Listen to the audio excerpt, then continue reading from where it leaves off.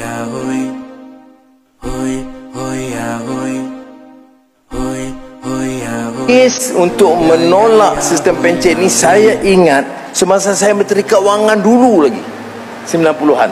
Nak juga saya nak tangguh biarlah Perdana Menteri lain pula datang. Buat belum ni ada yang menganggap pencen orang yang sekarang mendapat bagaimana?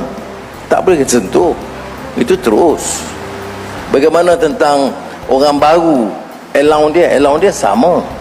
Tak terkesan. Ya. Jadi biar JPA cerakin dan kita buat pengumuman berikutnya. Tapi saya nak tanya, kalau kita teruskan, bagaimana kesannya kepada ekonomi negara? Kita tak mampu teruskan. Sebab tu negara-negara kaya membangun, sekarang negara kaya industri semua dah hentikan sistem pencen ni. Ya, tidak mampu bertahan. Ya. Walau bagaimanapun memuktamadkan kaedahnya itu akan diperjelaskan supaya jangan orang merasakan sebagai penjawat awam baru dia akan rugi. Dia akan lihat umpamanya choice dia supaya dia tidak sangat terkesan atau rugi daripada sistem persaraan baru yang diperkenalkan. Tapi saya nak kata, kalau tanya saya nak tak nak juga, saya nak tangguh biarlah Perdana Menteri lain pula datang. Buat. Jadi mai Perdana Menteri lain, dia kata buat apa pikul masalah, tangguh lagi. Tapi sampai keadaan di mana tak boleh bayar. Ya. Sebab itu saya kata kita yang terdidik harus lihat fakta dia. Ya, unjurannya. Kes untuk menolak sistem pencen ni saya ingat semasa saya Menteri Keuangan dulu lagi 90-an. Sudah ada kajian, dan kajiannya supaya mengkaji semula 90s, sebab projection dengan jumlah penjawat awam dan projection tanggungan pencen itu dibuat sejak tahun 90-an. Saya minta JPA cari rekod itu dengan Kementerian Keuangan dan tunjukkan bahawa keputusan nak membatalkan sistem persaraan pencen dengan yang baru itu dibuat tahun dikemukakan tahun 90-an. Nasib baik belum laksanakan. Kalau laksanakan, saudara dah tak dapat pencen sekarang ni.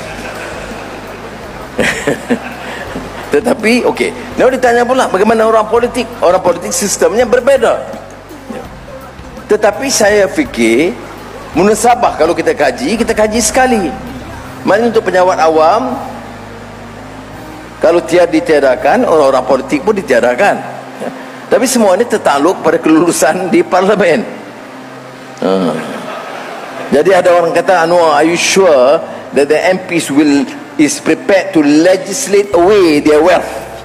Well, it's a test. Kalau jadi besok, kalau kabinet bersetuju, bentangkan, tak apa, saya bentangkan.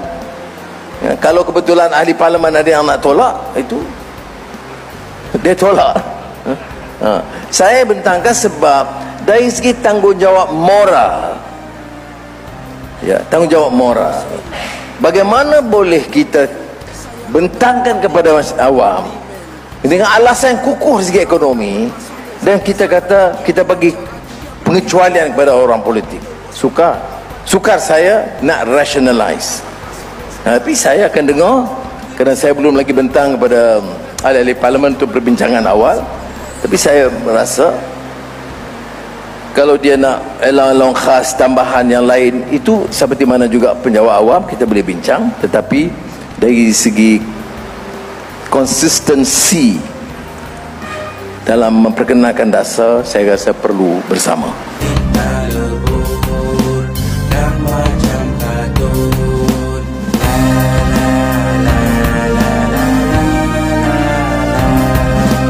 Siapa yang menang belum tentu gemilang. Penyamun yang cukupkan bilang